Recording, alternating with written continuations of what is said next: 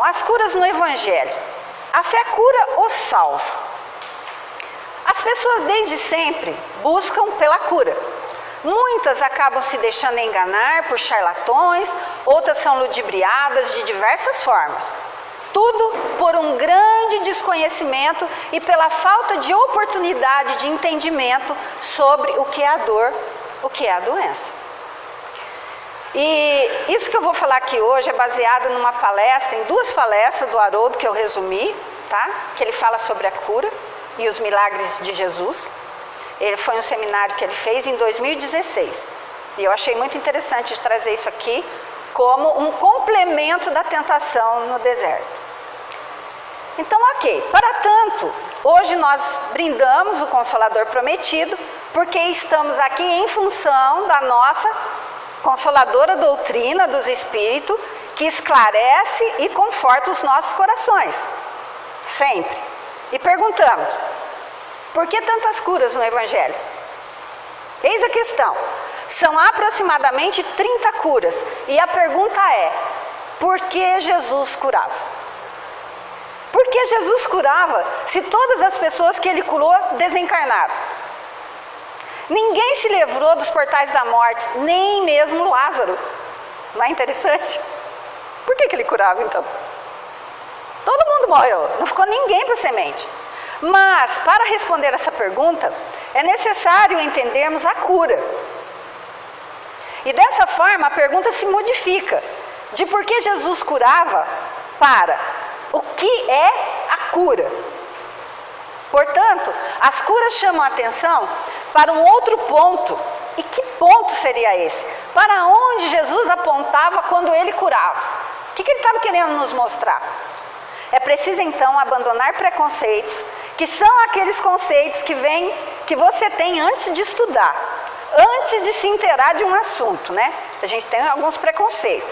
Então o Haroldo diz que leu todas as curas, todas elas, para encontrar um padrão. Qual é o padrão que tinha nessas curas?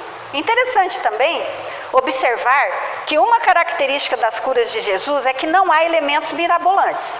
O mecanismo de cura de Jesus é extremamente simples. As pessoas se apresentavam a ele impunha as mãos ou falava alguma coisa, fazia algum gesto e pronto. É assim que ele curava. Ninguém viu ele fazendo nada.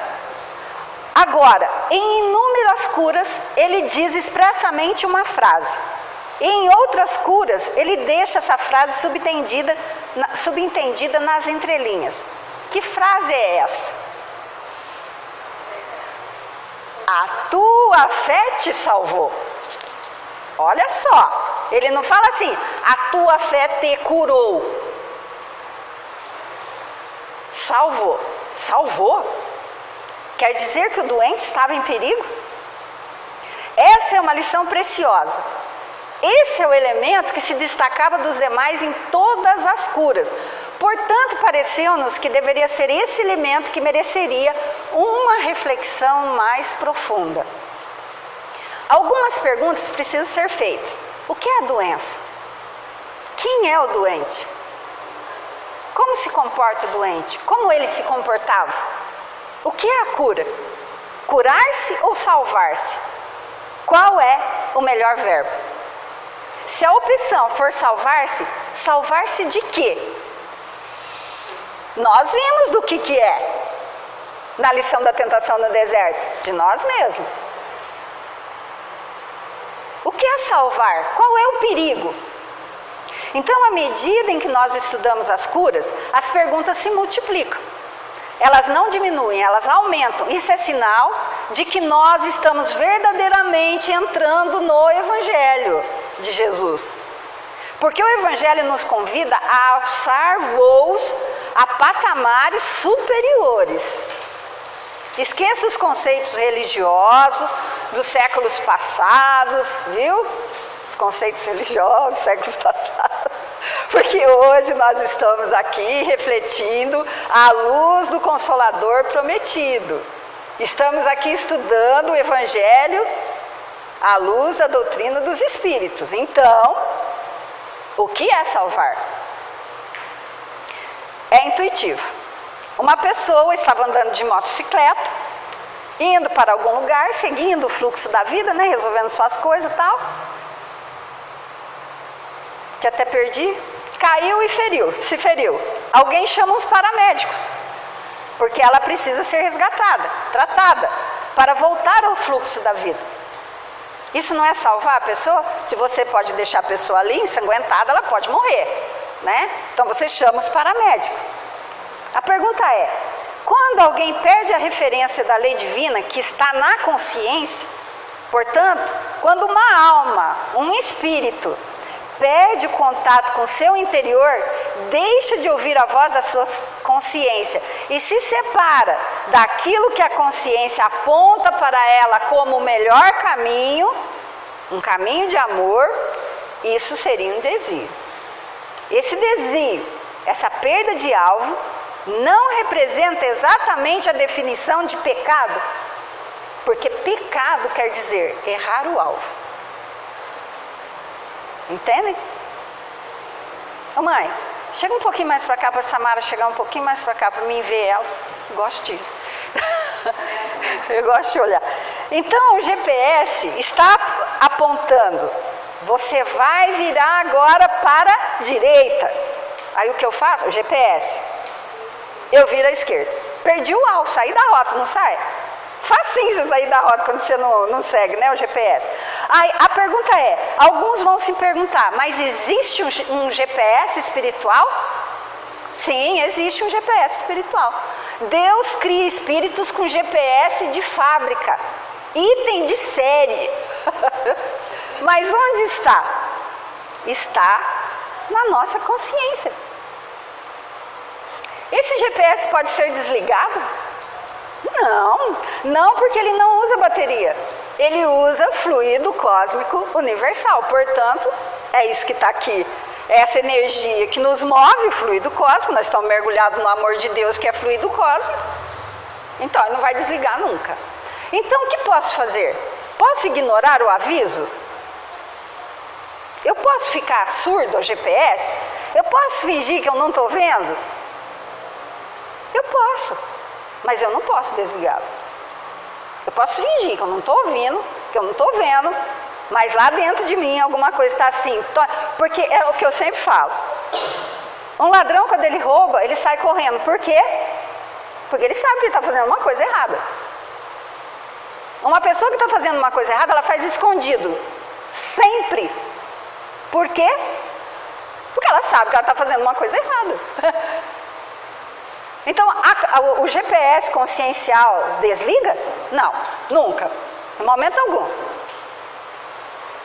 Porque uma pessoa em sã consciência, ela está fazendo uma coisa errada, ela sabe que ela está errada. É automático. Não tem. Mas tem os caras de pau, né? Aí já é outra conversa, que não vou entrar no assunto que não é isso. Mas isso significa o quê? Olha só. Nenhuma rodovia vai mudar o percurso, né? Eu errei. O GPS mandou virar à direita, eu virei à esquerda, mas nenhuma rodovia vai pegar e vai fazer assim, né? Não tem jeito, não. Então, mas isso significa o quê? Que o universo permanece em ordem, o universo permanece em equilíbrio, e Deus está muito calmo, mesmo eu errando.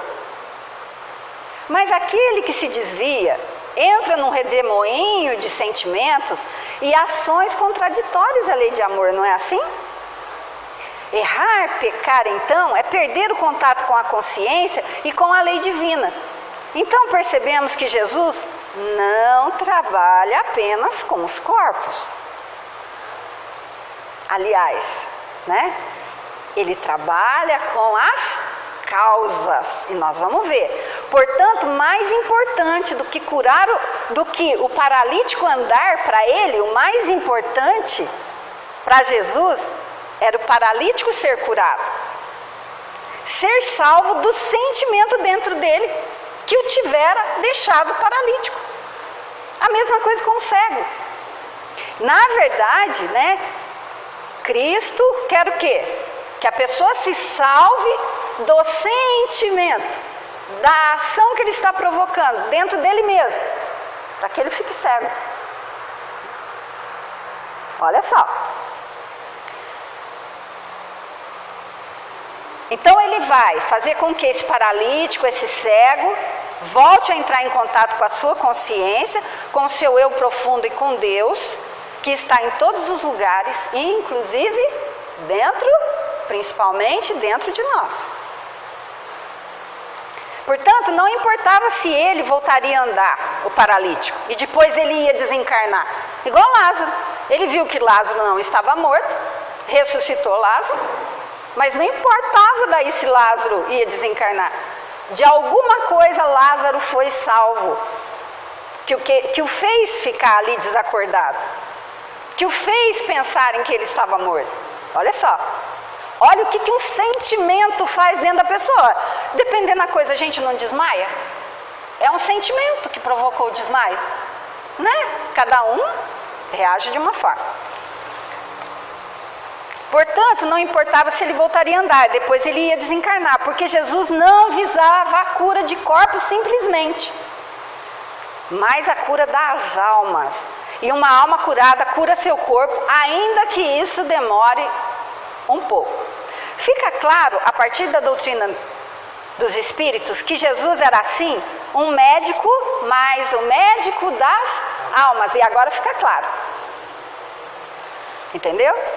Dos seres espirituais que nós somos. Assim, começa a ficar claro que as curas de Jesus transmitiam uma lição muito mais profunda do que simplesmente chegar, cortou a orelha do soldado, foi lá e colou a orelha do soldado.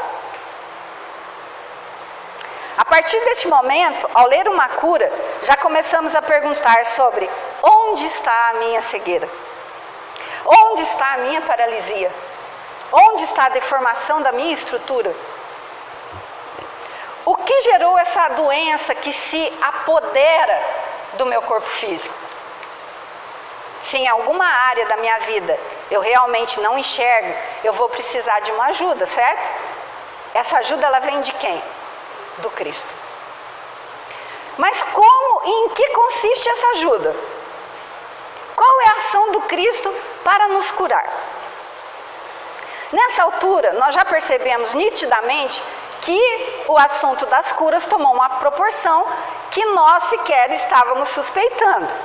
Nós pensávamos que as curas do Evangelho fossem curas de corpos. Mas agora nós estamos constatando que é uma cura de espíritos. Mas surge a pergunta: todo doente quer ser curado? Quem dera, não é tão simples assim. Não é. Por quê? Porque a doença traz, e quando eu digo doença, não estou me referindo apenas à doença física. Não vamos esquecer, não é a doença física. É a doença do espírito. Muitas vezes traz benefícios psicológicos. Há sempre um ganho. Vai ter sempre alguém em que a pessoa estará se escorando. Vai ter sempre alguém que vai ter que estar me ajudando. Entende o ganho? Vai ter sempre alguém que eu vou poder estar pisando. Para ser um pouquinho mais, assim, né, coisado assim. Mas é por isso que muita gente tem aqui não, muita gente não estuda Allan Kardec, porque quando você começa a estudar, você começa a ter responsabilidades, e ninguém quer ter responsabilidade. Lilian. Ninguém não, desculpa. Muita gente não quer assumir a sua responsabilidade. Ela quer continuar sendo coitadinha. Sim. Ela quer, exatamente, quer continuar sendo vítima. Quer. Porque, gente, a melhor coisa que tem é eu ser uma vítima. Agora, você chega aqui na doutrina espírita. Você está com um mal, né? Aí você chega e ouve assim: olha, você vai ter que mudar, porque esse mal em você, quem está causando é você mesmo. A pessoa fica com raiva e as coisas vão embora. Você é uma zona de conforto. É. É como para ela. É igual A ao quando? conhecimento. Por que a pessoa quer se conhecer? Não quer. Porque ela vai ver as mazelas, os erros, os defeitos, né? Então como que eu vou ser coitadinho daí? Daí eu não posso mais ser coitadinho. Ah não, que eu tô doente, tô com uma dor de cabeça porque, né, alguém fez isso comigo. Não, ninguém faz nada com a gente, quem é a gente que se deixa. É a gente que se deixa, não tem outra situação. Porque você vê pessoas passando por aquele mesmo problema e é uma pessoa guerreira. A Débora que trabalha, né, com pessoas que têm problema, né, de paralisia, essas coisas. Você nota quando uma pessoa é guerreira, não nota? A pessoa está lá, marcou a consulta, está lá. Você vê a pessoa daqui a pouco, né, até vi um filminho que você postou esses dias, a criança andando, mas por quê? Está se esforçando, agora tem aquele, fisioterapia, acho que não vai adiantar nada não, Débora. Eu fui lá na Débora, uns 3 meses, não adiantou nada. Que isso, gente? Mas o teu esforço, onde está? Porque quem está esforçando, tem até vídeo lá para a gente ver o quanto que a Débora tem de conhecimento para pôr a pessoa para andar. Não é assim? Então quer dizer, hoje você falar assim, eu estou com esse problema, mas a gente vai ver mais para frente aqui também. Então, esse é um ponto muito importante, por isso quando alguém chega para Jesus mostrando no corpo, na alma, no olhar, o sofrimento, em algumas curas Jesus olha para a pessoa e pergunta, o que queres que eu te faça? E talvez numa leitura afoita, talvez, se você estiver ansioso, só passando, né, os olhos no Evangelho, não estiver sereno o suficiente, você pode até imaginar que Jesus está sendo insensível. Meu Deus do céu, está vendo que o cara é paralítico? O que está perguntando? O que quer que faz com o coitado? É como se ele perguntasse assim, vamos ver, Mara, já doeu o suficiente? Você já entendeu o porquê da dor? Então agora eu vou te curar. Não é interessante isso, gente? Né? É a mesma coisa quando a pessoa está no umbral, né? A pessoa só sai daquele estado quando ela implora ajuda. Perfeito, Lilian. A pessoa desencarna. André Luiz, né? Está lá no livro Nosso Lar. André Luiz desencarnou. A mãe dele orando, todo mundo orando, né? Tá, não sei o quê, mas ele estava lá, ele se lembrou de Deus, ele se lembrou que ele tinha alguma coisa, que ele podia fazer alguma coisa. Não, sempre viveu pensando nele lá no umbral, rapando lá, quem lê o livro Nosso Lar vai ver, né? Comendo barro, aquela coisa toda lá. O que aconteceu? Até que um dia ele falou, não, peraí, mas você vê o livre-arbítrio? É lindo isso, da gente ver o livre-arbítrio funcionando em nós. Isso é muito lindo, né? Mas outro caminho para isso, né? Sim. Aquele caso lá que fala que quantos anos ele ficou lá, daí a mãe percebeu sinais de tédio. De sinais de tédio. Ele estava começando a perceber que uma vida.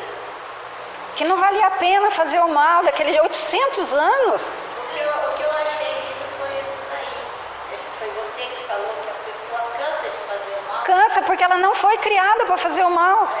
Ela não foi criada para isso. Como Deus é. É perfeito. Né?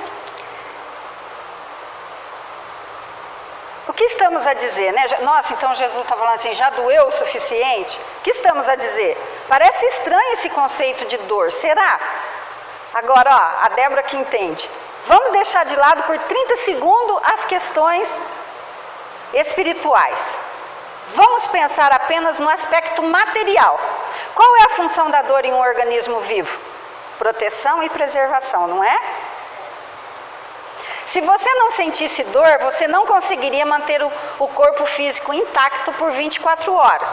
Porque você ia colocar a mão numa chapa quente, você não sentiria dor, e quando você notasse, você já não ia ter mão mais. Né? Então a função da dor é de preservação. A dor é um sinal de alerta no organismo dizendo, há algo de errado. Não é isso? A dor é um sinal de alerta, é o organismo enviando uma mensagem. Estou repetindo. Há algo errado. E a partir daí essa mensagem, ai que susto, terá que ser decifrada. Pode ser. Pode ser uma inflamação, ou uma infecção, ou um problema mais sério, ou um simples choque. Sempre foi assim. Então, nós podemos dizer que desde os organismos biológicos mais simples até essa maravilha que é o corpo humano, a dor sempre foi uma condutora, uma corretora de rota. Ela que conduz, ela que alerta, que aponta que há algo errado, Silvanice. A dor. Deu um problema? Precisa parar. Isso precisa ser refeito, isso precisa ser resolvido. Por quê? Porque aconteceu um dano. Aonde está o dano? Mas trazendo a questão espiritual para esse cenário, nós sabemos que Deus é um. E nós aprendemos em O Livro dos Espíritos que a lei divina e a lei natural é uma só. Não há diferença entre lei biológica e lei moral. É uma só lei. Portanto, se a dor representa, desempenha essa função biológica que é de proteção, ela desempenha esta mesma função espiritualmente. A dor física protege o corpo físico, mas também está protegendo, no âmbito espiritual, o corpo espiritual. Agora, psiquicamente falando, portanto, a dor é pedagógica, a dor é um marcador luminoso indicando há algo errado, houve um desvio, algum tipo de dano ocorreu. Então, o que a dor faz? Ela está sinalizando. Está sinalizando. E quando nós olhamos para a figura de Jesus, no seu extremado amor, na grandeza da sua misericórdia, pelo nosso sofrimento, nós vamos perceber que a ação do Cristo é muito mais profunda do que simplesmente tirar a dor física. Porque tirar a dor, agora, seja o que for que nós estivermos sentindo, é tirar os sinais que estão dizendo que há algo errado. E eu não resolvi ele ainda. Eu estou com uma dor no meu braço. Desde que eu comecei a estudar isso aqui, eu estou pensando. Já conversei até com a nossa psicóloga Vanderly, ela já falou que pode ser esse problema. E eu estou trabalhando ele, mas está difícil. Entende? Eu tô com o meu problema.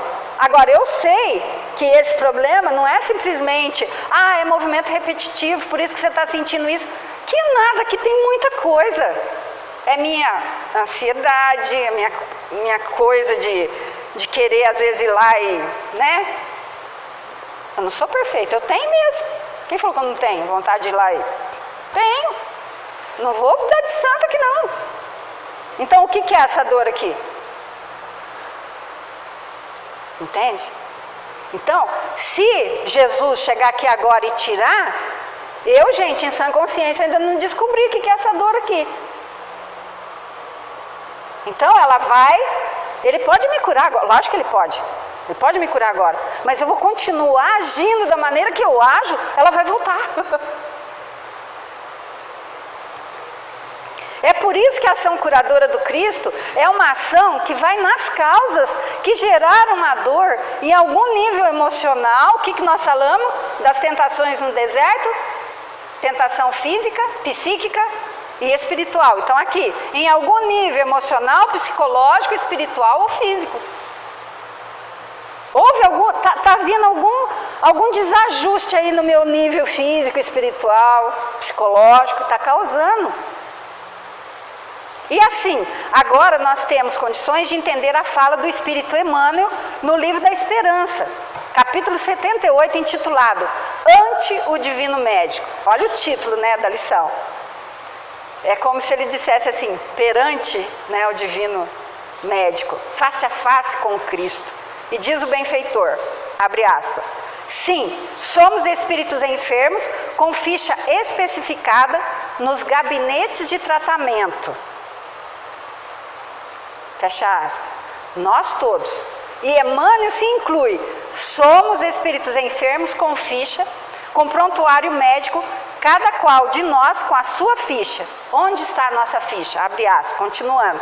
instaladas nas esferas superiores, das quais instrutores e benfeitores da vida maior nos acompanham e nos analisam as ações e reações. Fecha aspas. Vamos traduzir o que Emmanuel está dizendo. Eu, você, né, nós todos, olha só, gente, temos um prontuário médico na espiritualidade, nas esferas superiores. Lá, espíritos muito superiores acompanham as nossas ações e reações. Ou seja, nós estamos aqui sob tratamento. Mas por que ele disse instrutores e benfeitores? Olha só, por que instrutores? Porque uma das maiores causas da enfermidade espiritual, que é a verdadeira enfermidade, é a ignorância espiritual. Mas quando nós falamos ignorância, não é falta de educação, brutalidade, não é isso. É ignorância no sentido de ignorar, não conhecer ou não querer conhecer, ou não querer aceitar. Nesses casos, a cura vem em doses homeopáticas. De verdade, da verdade, trazidas de alguma forma pelos instrutores. Os instrutores espirituais fazem chegar até nós lições para nos acordar. Lília, conhecereis a verdade e a verdade te libertará. Gente, essa frase, nossa senhora, eu amo essa frase. Porque a ignorância é um mal. Instrutores e benfeitores. Benfeitores e benfeitores. Por que benfeitores? Porque nós precisamos de misericórdia, gente. Mas adverte Emmanuel, abre aspas, mas é preciso considerar que o médico, mesmo sendo nosso Senhor Jesus Cristo, não pode salvar o doente. Olha isso, gente, que nós acabamos de falar. Olha o verbo que Emmanuel utilizou: salvar o doente. Abre aspas, continuando. E nem pode auxiliá-lo de todo, se o doente persistir em fugir do remédio. Não tem como, é aquilo que eu falei. Ele tem condição de chegar aqui e curar meu braço? Com certeza. Mas ele está tendo muito mais amor por mim. Eu posso sentar ali na mesa mediúnica e pedir toda noite. Espíritos, né? Grandes espíritos protetores dessa casa, que trabalham em nome do Cristo, cura o meu braço. Pode haver uma cura, mas e daí? Muito mais misericórdia, muito mais amor. Nesse entendimento que eu tenho hoje, eu sinto que ele tem por mim, dele deixar eu com essa dor no braço, até a hora que eu descobri o que é que eu tenho que melhorar. Ou então, eu já sei o que é que eu tenho que melhorar e não estou colocando em prática. Isso. Onde fica o mérito? Então, o mérito da gente também se esforçar e alcançar algo. Verdade, Débora. É. Ou ficar naquela. E agora você vai ver uma coisa que a gente vai falar do Décio Andoli. Você que é assim, da parte da medicina, você vai ver. É muito legal o que ele fala também, né? Nem sei onde eu estava. Olha o verbo do Emmanuel. Isso. Então, o médico é bom, é Jesus. O remédio é ótimo, mas tem que usar. Tem que se submeter a tratamento, porque se o doente foge do remédio, cada vez vai ficando mais complicado para a gente. Essa dor no meu braço aqui, pode descer aqui, vir aqui, não pode, daqui a pouco não vou nem conseguir mexer, vai depender de mim, né? Reforçando aquilo.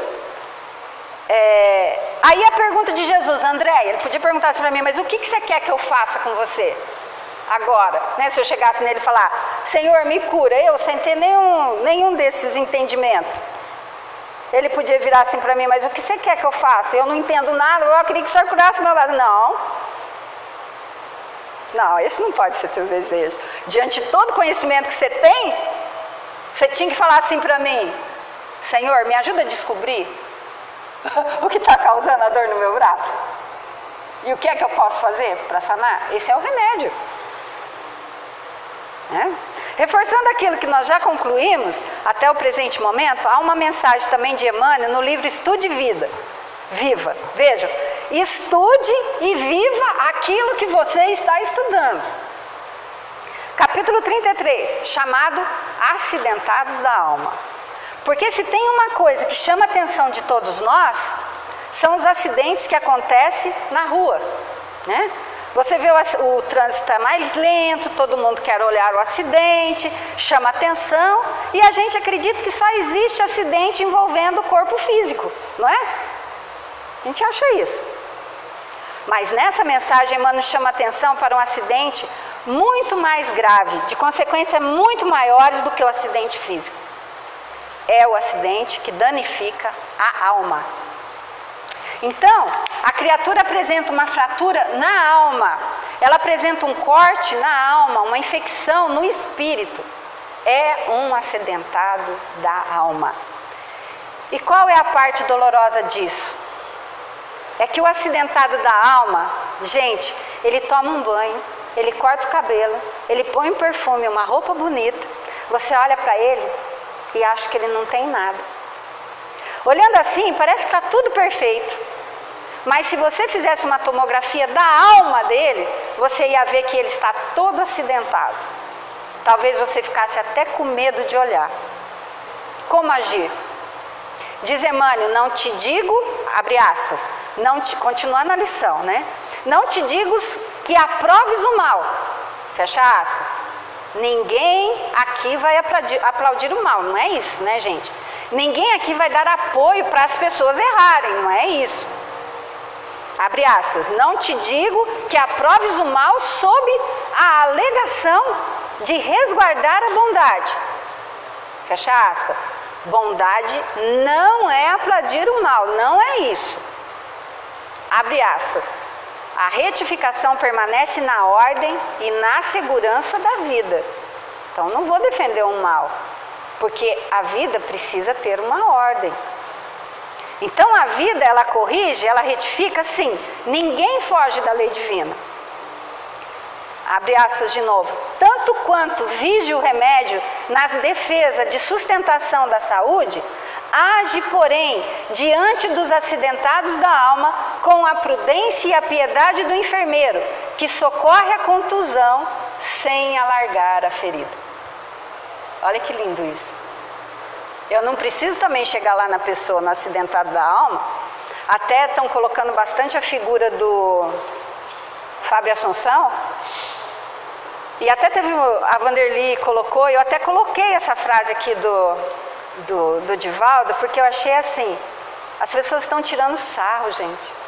As pessoas estão, né? Quantas pessoas será que estão orando por... Já pensou todas essas pessoas que estão tirando sarro dele, porque ele está drogado, estivessem orando para ele, Fábio Assunção?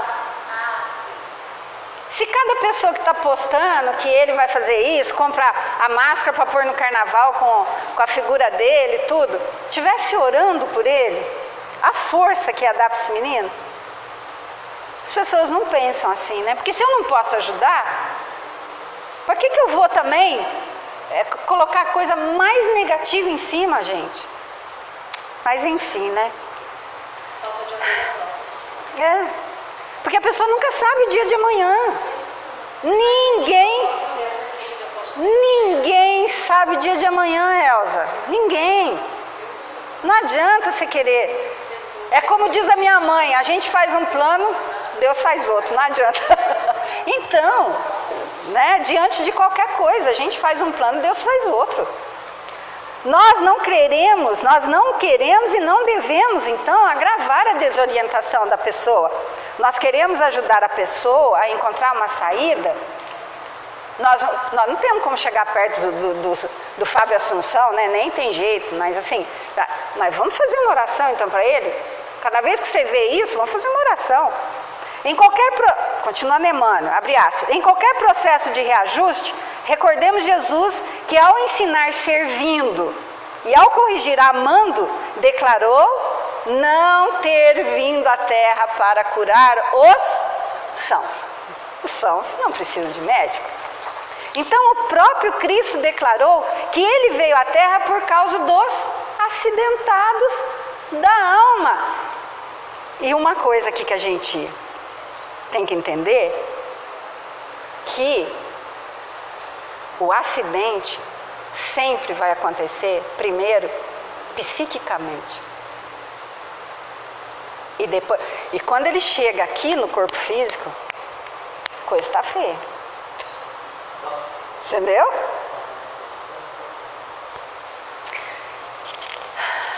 Era por eles, ou melhor, é por nós. Pois somos todos ainda acidentados da alma. O motivo somos nós, não é eles, né? Os acidentados, nós somos os acidentados da alma. Somos nós o motivo da vinda do Cristo a esse planeta. Então não é agredindo, não é agravando o mal que nós vamos auxiliar. É servindo e amando também, porque também precisamos de auxílio. Quanto que nós não precisamos de auxílio, gente?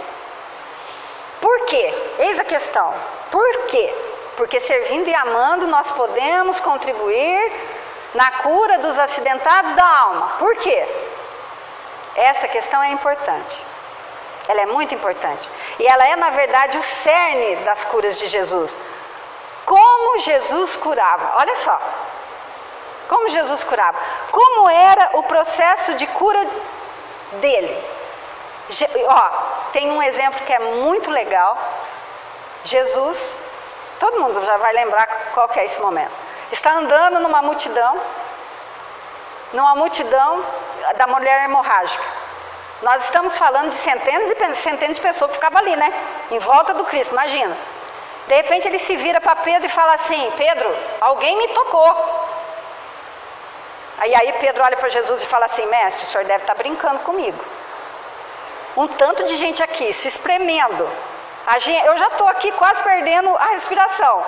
Todo mundo empurrando, puxa daqui, puxa dali. O senhor quer saber quem te tocou? Como assim? Ele diz: alguém tocou em mim, porque de mim saíram virtudes. Olha! E Simão Pedro não entende. Porque estar próximo de Jesus, tipo eu estou falando aqui de Jesus, né? Não é o mesmo que eu tocar, que eu esteja me deixando tocar. Ainda não estou com esse poder todo, né? Quando o Espírito toca o Cristo, ou toca na esfera do Cristo, há uma transferência de virtudes espirituais. Nós chamamos isso de comunhão espiritual. Vocês veem que eu não estou em comunhão espiritual com o Cristo, que eu estou com uma dor lascada no braço. No processo de comunhão espiritual, você se fortalece porque você passa a aceitar o Cristo. Porque o Cristo colabora e atua em todos. Mas nem todas as pessoas estão receptivas para a ação do Cristo. Entende o que é isso? Quando a pessoa se coloca numa postura receptiva à ação de Jesus, ela então se fortalece, e é aqui que está o segredo do processo da cura de Jesus. Vamos explicar um pouquinho melhor. Toda doença orgânica ou psíquica, ela é efeito, não é causa. O corpo funciona como uma espécie de esponja que suga aquilo que vai dentro da alma, através dos nossos pensamentos mirabolantes, aquela coisa toda que você fica, né? Isso é importante porque nós costumamos a imaginar o nosso corpo físico como algo que está lá fora, uma coisa externa, que foi criada para que o espírito entre dentro dele. A gente acha que é isso, né? Deus lá falou assim: a mulher ficou grávida, então agora nós vamos pôr esse espírito lá. Pá. Não é nada disso. Não é assim. O corpo, ele floresce do nosso perispírito, que registra todos os sentimentos do espírito enquanto estamos encarnados em corpos materiais. Assim, do perispírito, onde as células orgânicas estão agregadas, que parte o molde para o próximo corpo físico que eu vou usar quando eu encarnar. Então, antes de eu encarnar, junta aquela quantidade de espíritos superiores e vão formar o meu corpo. E eu posso vir com alguma deformação. Mas por quê? Porque isso está registrado no meu perispírito. Entendem agora? Mas fulano, Deus, né? Como que Deus pôde fazer aquela criança nascer daquele jeito? Não foi Deus. Foi ela. Foi ele mesmo em outras encarnações que agiu muito mal, né, seu Oswaldo? A gente precisa entender essas coisas, porque essas pessoas precisam de muita ajuda, né, gente? Então, portanto, o corpo é uma expressão do Espírito, o corpo é um retrato do Espírito, mas ele não retrata apenas aquilo que a gente gosta, o que é visível. O corpo retrata a nossa parte oculta também, que Emmanuel vai chamar numa belíssima mensagem de os nossos pontos mortos. Sabe aquele ponto que você quer esconder? Ah, mas o meu corpo vai retratar. Ah, vai. São aquelas situações ou aquelas posturas emocionais, psicológicas e psíquicas que estão aqui dentro, causando algum prejuízo. Quais sejam? Exemplo, 2 exemplos. Mágoa, rancor, ódio, inveja. Então, quer dizer... O quê? Não, nós falamos isso aqui antes de você chegar. Que a doutrina espírita é assim, né? A pessoa começa a frequentar, ela não aguenta saber da responsabilidade dela sobre os males que acontecem com ela. Aí ela pega e fala assim, ah, não, vou embora, eu quero alguém que passe a mão na minha cabeça. Vocês veem, a pessoa muitas vezes não quer alguém que faz com que ela tire o mal daqui, da entranha lá de dentro. Ela quer alguém que faz assim, sai mal, né? Não é assim, a pessoa não quer falar assim, Andréia, arranca esse mal, entendeu? Não, eu quero falar assim, arranca esse mal. Não é assim? É isso que a gente estava falando, por isso que muita gente não gosta da doutrina espírita. Aí você dá uma palestra assim, você fala desse assunto, o povo fala assim, nossa, você não pode falar disso numa reunião pública. Vai falar que horas? Choque de realidade. A que hora você vai falar isso, gente? Eu vou chamar vocês lá dentro do quarto de vocês, trancado, porque eu não posso falar isso.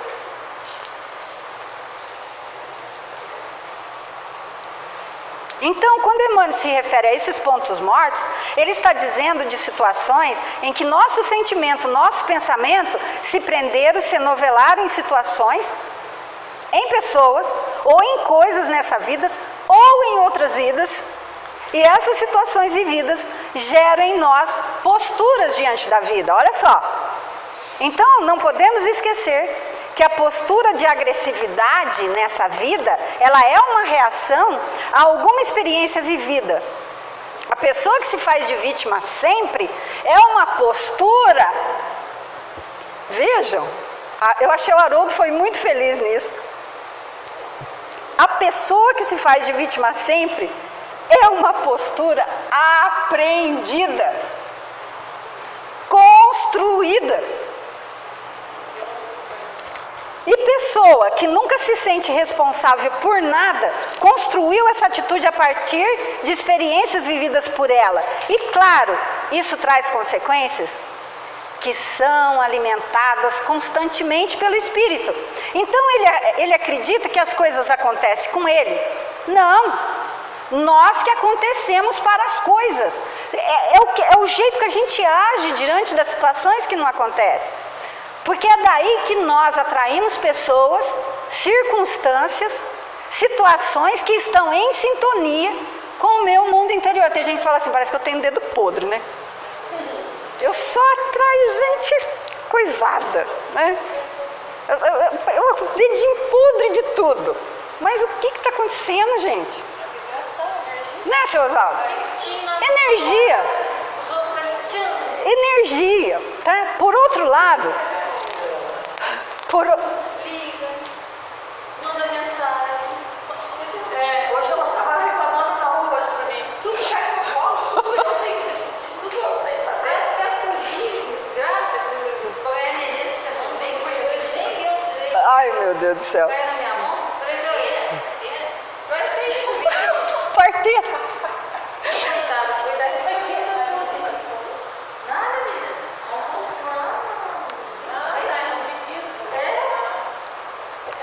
Portanto, por outro lado, nos diz Emmanuel, que todo mal que geramos no outro gravita em torno de nós. Em outras palavras, a cada um segundo suas obras. Cada qual vive no campo da sua sementeira. Cada qual enfrenta situações que construiu ao longo dos milênios. E Jesus sabe disso. Jesus olhava para a gente, sabe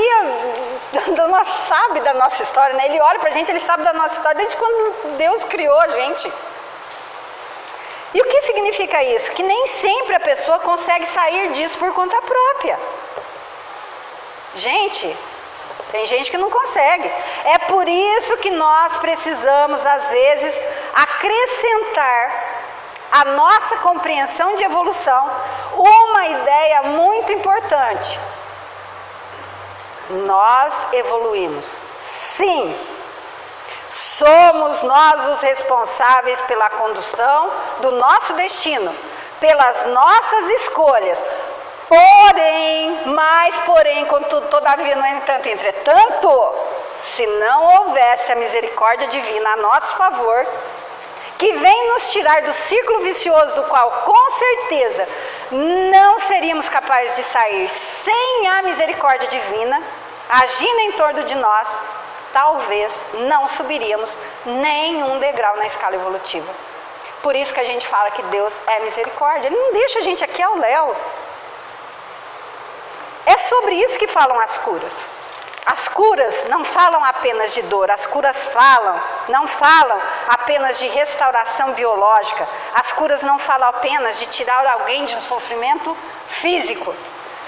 As curas falam de desorientação e orientação, reorientação, perder o endereço e encontrá-lo novamente. Observe que quando Jesus encontra Maria de Magdala enrolada, enovelada nas questões da sensualidade, isso aqui eu achei lindo. E da sexualidade, o quadro que ali apresenta é onde um coração feminino desorientado nas questões do amor. Esse é o quadro. Um coração feminino que perdeu o roteiro do amor e se perdeu nas estradas da sensualidade e da sexualidade, não é assim? E por via de consequência, o que acontece quando você se desorienta nesse setor? É o que a gente acabou de falar. Dedo podre, né? Você atrai entidades que se alimentam dessa energia. E, portanto, ela estava obsediada por 7 entidades, vampirizando as suas forças sexuais. Qual é a cura? Retirar os obsessores? Se você tirar 7, vem 14. Condenar? Você vai condenar? Você vai estabelecer regras? Isso resolve? Você vai proibir? Você vai proibir um rio de correr? Porque, não, né? Porque a energia da sexualidade é um rio, é uma cachoeira. E o que o Cristo faz nesse momento? Reorienta. E como ele reorienta? Eu achei lindo isso aqui que o Haroldo colocou, eu escrevi ipsis litteris. Ele diz para ela, o que você sente, Maria? Quando ele se depara, né, com Maria de Magdala pela primeira vez, ele diz assim para ela, é como se ele dissesse assim para ela, o que você sente, Maria, é amor, você tem fome de amor, mas Maria, mais do que fome de amor, você tem fome de amar, então ame Maria, mas ame muito, porém, eu vou te colocar em um novo roteiro, porque o prazer de 5 segundos não te satisfaz mais. Você está à procura de um prazer mais intenso e mais duradouro. Ame Maria. Os deserdados do mundo, recebe-os como se fossem seus filhos. Ama Maria. Ama muito. Esse é o nosso Cristo. Redirecionou, reorientou, reposicionou. Voltou para a rota. A partir desse momento, a cura é uma questão de tempo, é uma consequência natural. A cura vem naturalmente e ela aconteceu com Maria de Magdala. Ela não só se curou, gente, ela se redimiu, que é um pouco mais. Ela não somente se curou, ela deu um salto na sua evolução espiritual quando cuidou dos leprosos. Ela amou tanto que ela foi lá no Vale dos Leprosos. Ela não se portou em pegar lepra e morreu de lepra, mas morreu curada. É isso que ninguém entende. Aí você fala assim, não, mas Maria de Magdala morreu de lepra, mas morreu curada. Mas como assim? Ela morreu de lepra, estava com lepra. A lepra matou Maria. Não, não matou, curou.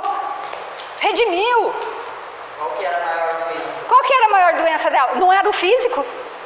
Não era. Não era aquele físico lindo, aquela mulher linda, aquele cabelo lindo, aquele olhos lindo, aquela boca linda, aquela coisa. O que aconteceu? Ela se redimiu quando ela foi lá ajudar sem se importar se ia pegar doença ou se não ia. O que ia acontecer nesse Oswaldo?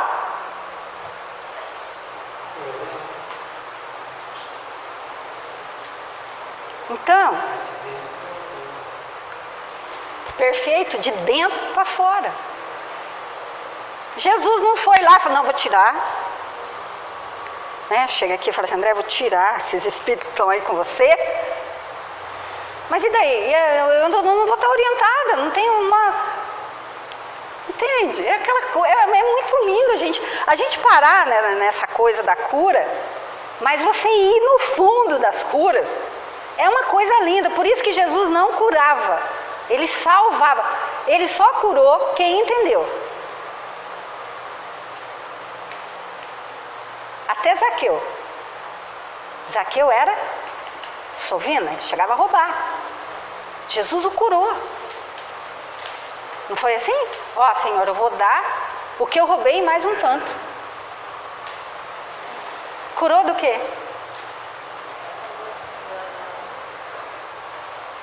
Entenderam? Era isso que Jesus, é isso que Jesus faz com a gente, né?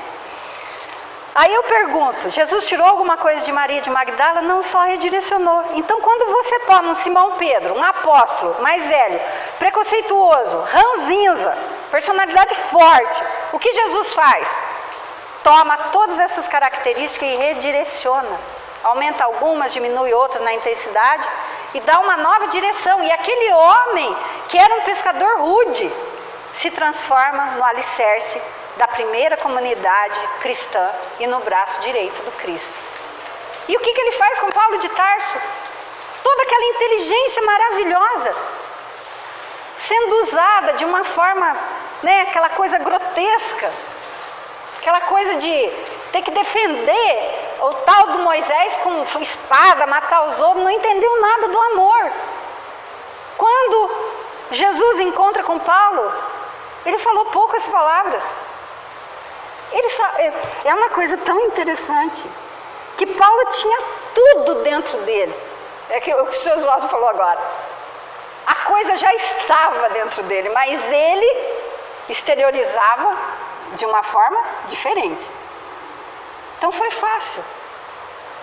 Fácil no sentido dele se tocar. A hora que ele viu o poder do Cristo, Saulo, Saulo, por que me persegues? Porque ele estava habituado numa ideia de religião, de cultura, de rituais.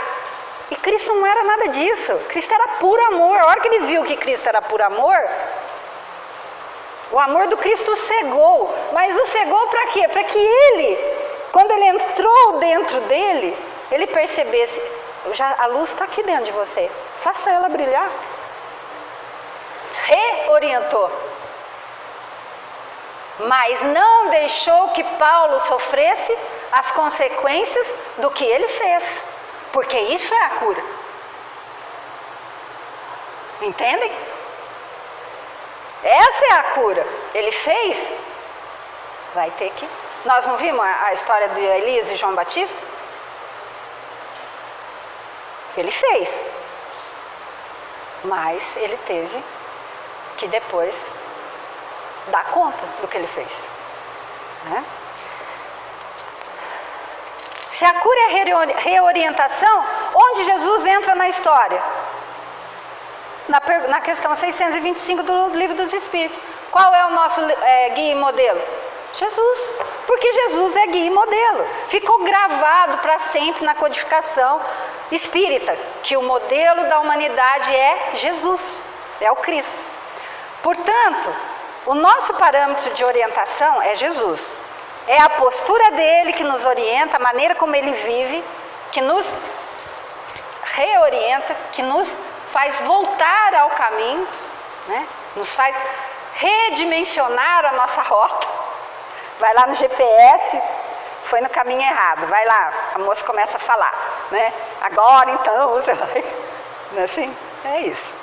Acontece que o Evangelho, gente, ele foi deturpado durante séculos. A figura de Jesus foi descaracterizada, nós transformamos Jesus simplesmente num ícone religioso. Construímos templos de pedra e acreditamos que seguir Jesus é ficar adorando a sua imagem. E perdemos o sentido do modelo, do parâmetro. Jesus é parâmetro, ele é paradigma, ele é tipo, é olhando para ele que nós reorientamos o nosso mundo íntimo a partir de um novo roteiro que ele nos apresenta. Se o Cristo é um modelo, se ele reorienta, por que então ele disse a tua fé te salvou? Porque não é simplesmente pelo fato de você ter adotado Jesus como modelo que você se cura. É preciso fidelidade ao modelo. É a fidelidade ao modelo que nos tira da situação que nós nos encontramos de dor, seja física, psicológica, seja lá qual for. E hoje nós vivemos uma situação peculiar no mundo. Nunca houve tanto sofrimento mental, emocional, como antes. Nunca. A cada 4 segundos uma pessoa se suicida no mundo. Alguns países como o Japão, mas tem outros, né? Estão ficando impressionados com o suicídio de crianças de 6, 7, 8 anos de idade. Para alguém se entregar a um suicídio, ela está no auge de um sofrimento interior, de uma dor profunda. E uma coisa, gente, que a gente vai entender aí, né, com a doutrina dos espíritos, é que por que uma criança com 7, 8 anos de idade vai querer se suicidar? É a bagagem que ela traz de outras vidas. Ela já traz, seu Oswaldo. Então, muitas vezes a gente se depara com crianças, né, com problemas psicológicos e a mãe, às vezes, não tem uma espiritualidade, mas se tivesse, podia ajudar tanto a criança, né? Crianças que têm pesadelo, essas coisas todas. A espiritualidade ajuda muito até mesmo você conversar com essa criança, mostrar para ela, né, que ela tem uma família que está ajudando, que tem um Deus que está alicerçando tudo. Então é muito importante essas coisas, essas coisas não. A espiritualidade para a gente trazer para uma criança, não é doutrina espírita, né? Se a mãe vai na igreja católica, vai na evangélica, sei lá, mas falar de Deus, falar das oportunidades, falar que Deus é Pai. Então, nunca, né, se consumiu tanto antidepressivo, calmante, ansiolítico. É fácil observar pessoas com síndrome do pânico, alguém que está sofrendo de angústia, de solidão.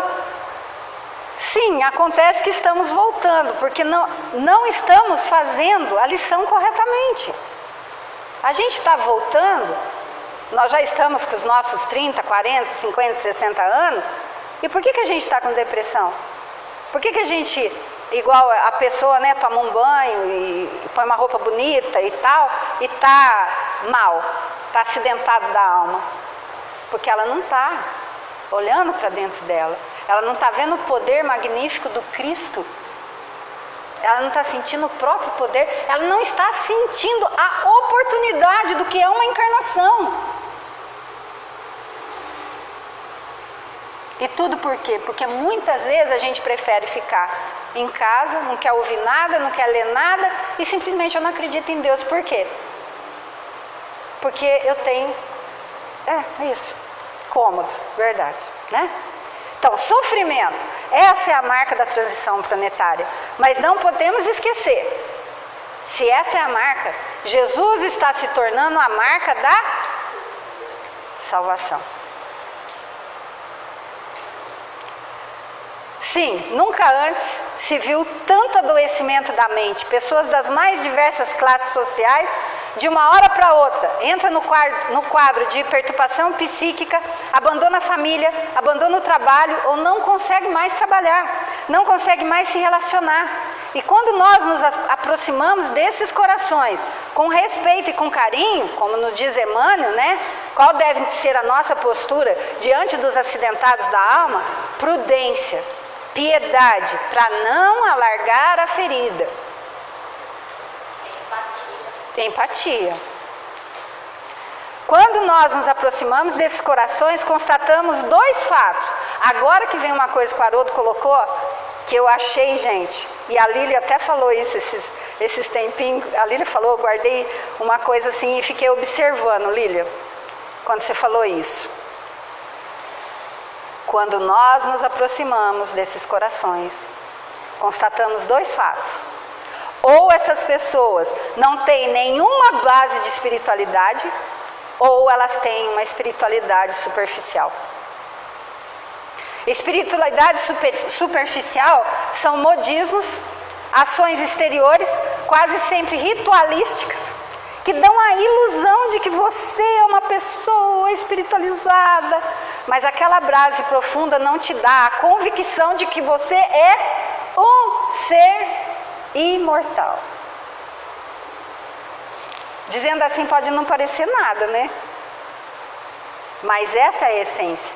É por isso que o Espiritismo é o Consolador prometido, porque Cristo já previa que a humanidade ia mergulhar nesse abismo de tristeza, porque nós estamos vindo séculos e séculos e séculos trazendo coisas dentro de nós que a gente não está conseguindo resolver, porque a gente não para pensar no que o modelo e guia deixou para nós. É o que eu falei, você não estava aqui, Silvanese. A hora que você fala de uma tentação no deserto e a gente se coloca como responsável, que não Jesus estava no deserto, mas ele estava querendo nos dizer que tem um deserto aqui dentro de nós, de egoísmo, orgulho, tal, o que acontece? A gente foge. A gente não quer nem saber. Não sou eu. Mas quando a gente está vindo, a gente sabe que a gente tem essas encarnações. Então, Silvanice, a gente já sabe que a gente tem coisa para resolver. E eu não vou querer tirar a minha vida. Eu vou querer... A Graça fala uma coisa que eu achei muito interessante esses dias. Então, a gente estava diante de uma pessoa que estava com uma doença assim e se curou. Né? Diante de outra e se curou. Diante de daí, um dia ela virou e falou assim... Deus está dando... ela falou assim... Jesus está dando muitas oportunidades para que as pessoas se redimam. Essas curas é o momento da pessoa se salvar. Porque ela leva aquele baque. Ela está vivendo como se a vida não fosse nada. Ela quer jogar a vida fora. É só prazer, só isso, que Aí a hora que vem aquela doença, dá aquele susto, opa, peraí. Aí ela vai atrás de alguma coisa, aí ela começa, não, peraí, eu tenho minha família, tenho minha mãe, tenho a minha mulher, tenho minhas crianças, tenho... Não começa desse jeito? Oh não, Deus, pelo amor de Deus, tem mulher, tem criança, tem filho, né? A mulher, nossa, eu tenho filho, eu tenho... Aí a pessoa começa a melhorar. Olha a oportunidade. A Débora está rindo, mas não é verdade. Porque a pessoa parece que vem a passeio. Parece que veio para Débora. Nossa, agora você falou tudo, cara. Ela parece que ela veio para passeio, mas ela veio para aprender, né? Foi isso que você falou.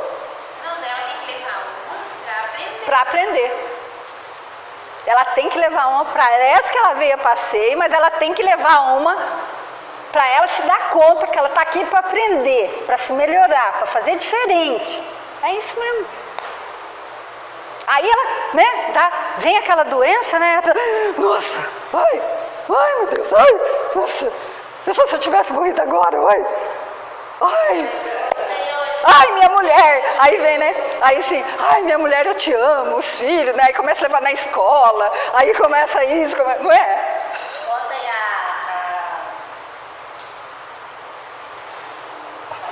a Beth, ela colocou. Nossa, muito linda, né, a palestra, não? Segundo as suas horas.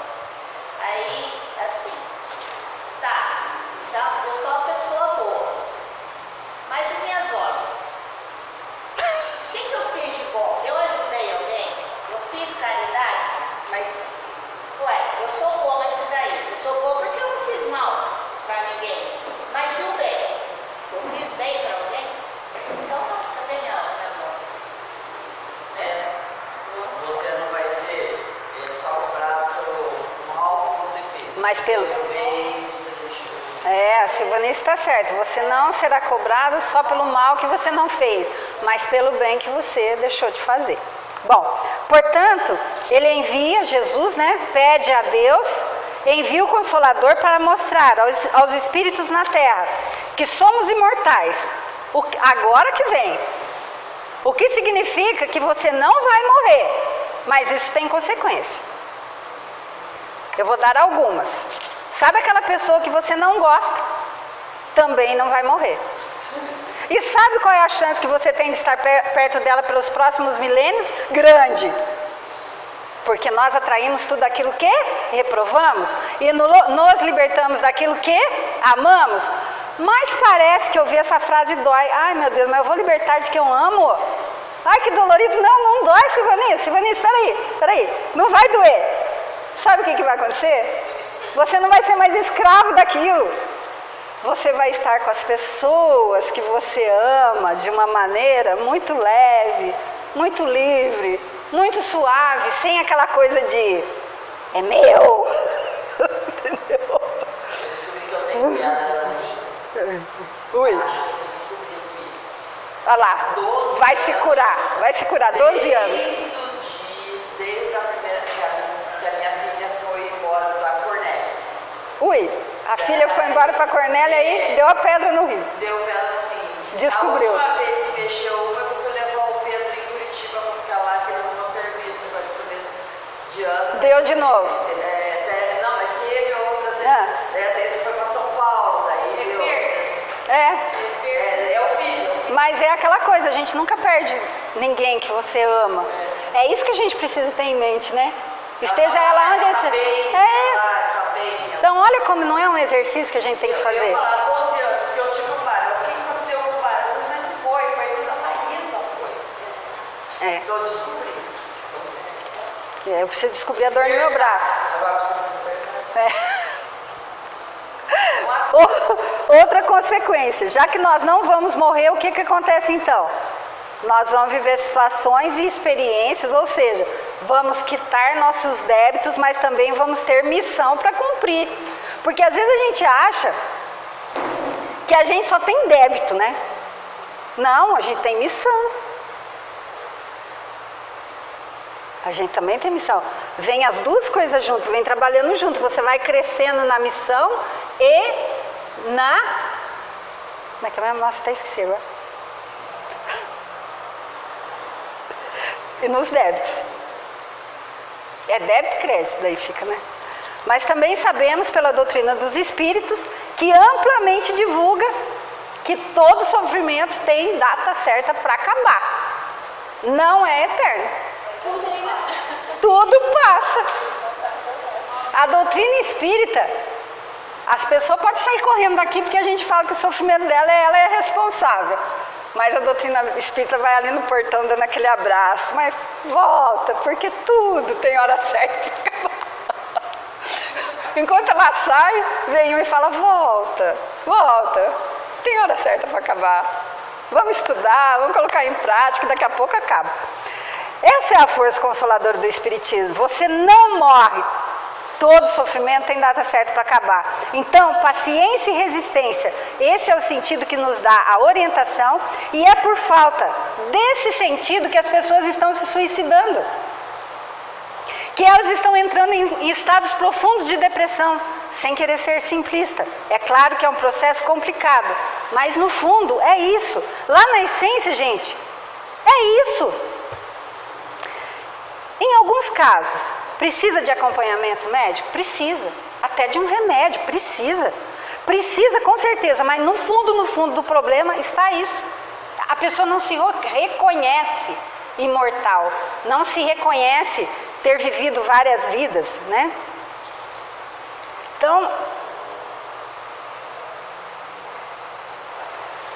é preciso encontrar um sentido no mundo que quer tirar, que tira os sentidos de nós. Achei lindo isso que o Haroldo falou. Encontrar o sentido das coisas, encontrar um sentido no mundo que tira o sentido de nós.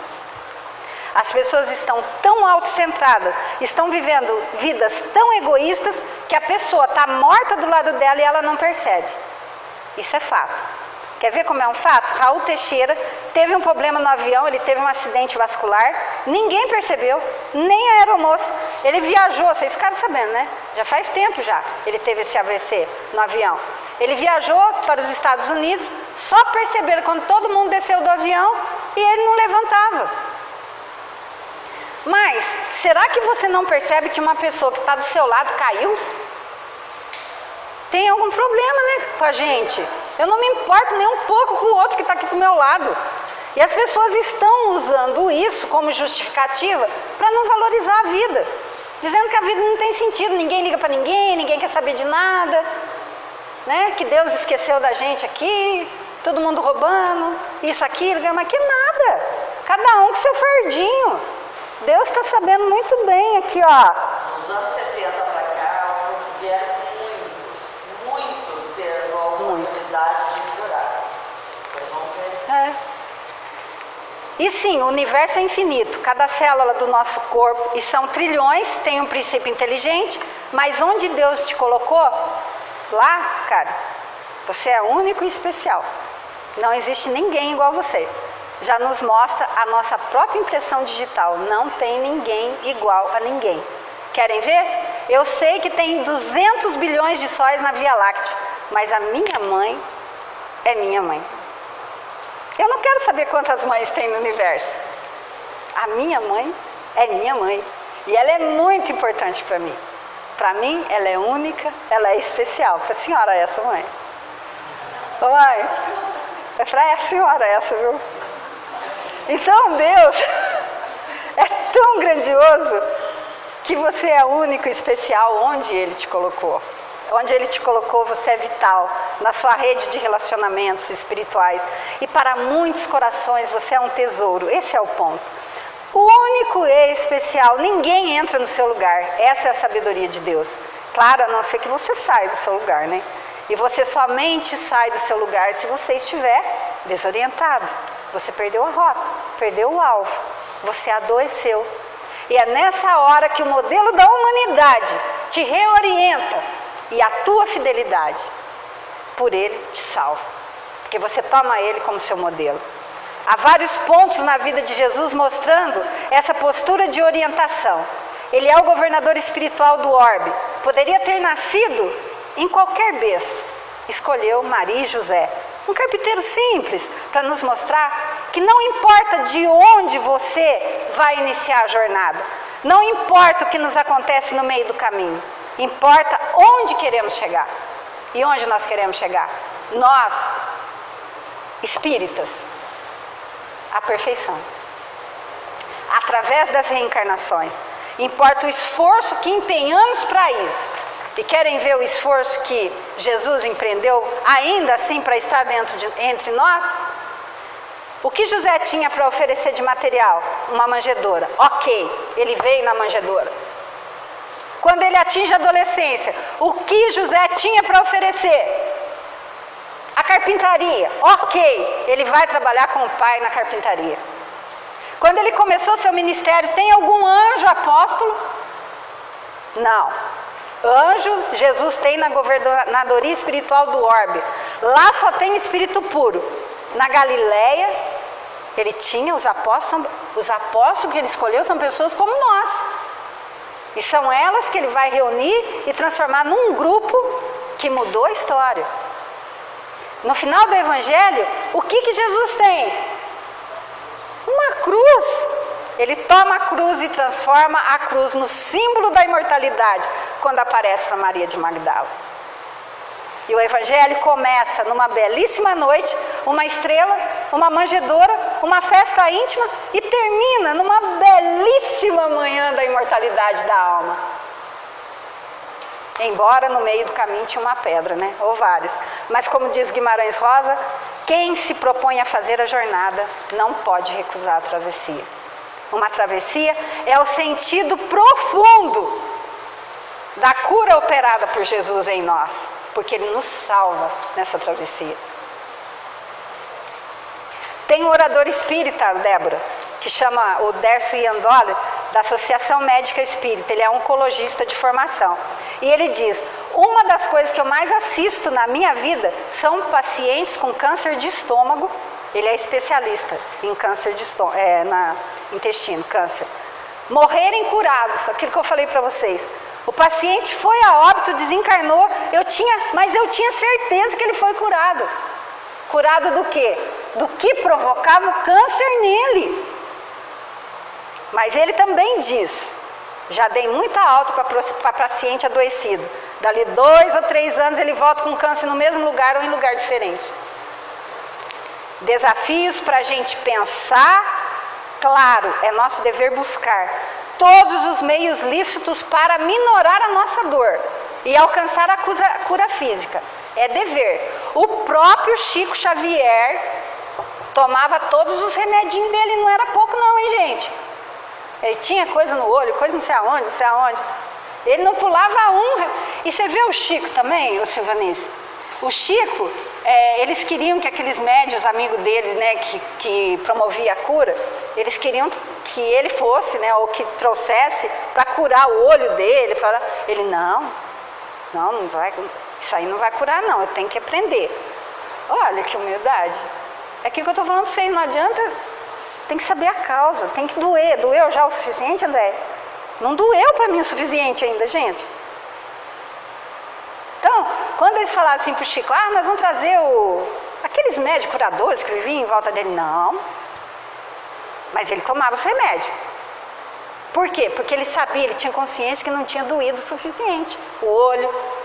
Olha, gente, uma alma igual o Chico. Ai, meu Deus do céu. A gente não quer mais equilibrado. Nossa.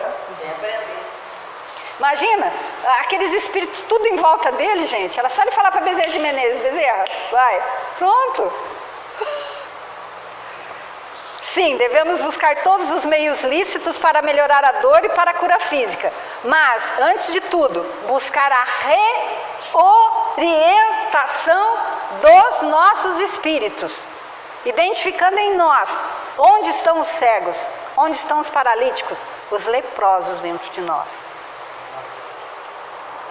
Isso é importante quando nós abrimos uma página da literatura espírita séria, da codificação, obra do Chico, do Divaldo, da Ivone e outras obras seguras. Nós nos deparamos com ensinamentos que trazem renovação ao nosso modo de encarar a vida. Uma renovação do nosso pensamento, que vai gerar uma transformação na nossa conduta, na nossa maneira de viver. Porque não adianta nada. Eu chego lá na minha casa, Débora, tem uma pilha assim de livro. Acho que não tem uma não, né, mãe? Deve ter umas 3 pilhas, 4, né? Tem livro do André Luiz, tem codificação kardeciana, tem... Nossa Senhora! Eu ganhei também uma coleção, de uma querida, uma pessoa aqui que faleceu, aí a Graça ganhou uma coleção para mim da Revista Espírita, gente, uma coleção. E a dor no braço? Não adianta. Entendeu? Tem que viver aquilo que a gente está falando. Tem que viver. Porque eu descubro que sou um espírito que momentaneamente habita um corpo. Estou aqui de passagem para evoluir espiritualmente, para me desmaterializar através das encarnações. A gente é muito apegado, né, Silvanese? Chega a dar até pedra no rim. Só da filha aí daqui em São Paulo. Né? Se a gente for olhar isso, é uma coisa grande dentro da gente que provoca uma pedra no rim, provoca um câncer, como é que chama aquela doença mesmo de nervoso que dá gastrite? Olha que doido que é isso, né? Portanto, estamos hoje neste lugar, mas somos seres universais. Olha a grandeza de sabermos isso. Tudo muda, tudo se esclarece, e quando essa luz consoladora entra no nosso íntimo, o Cristo assume um outro aspecto. Ele deixa de ser uma imagem, um ídolo religioso, e ele passa a ser um guia numa jornada às vezes árdua, às vezes dolorosa, às vezes desafiadora, algumas vezes bastante agradável, muito feliz, mas numa jornada em que eu preciso buscar sempre pela reforma íntima.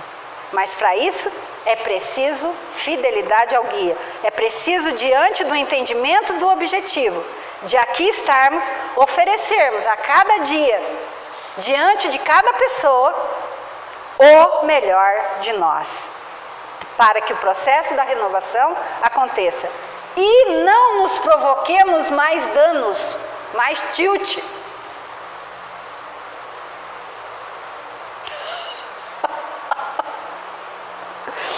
Aí sim nós teremos a cura. Gente, que Jesus nos ampare e aprofunde em cada um de nós, né?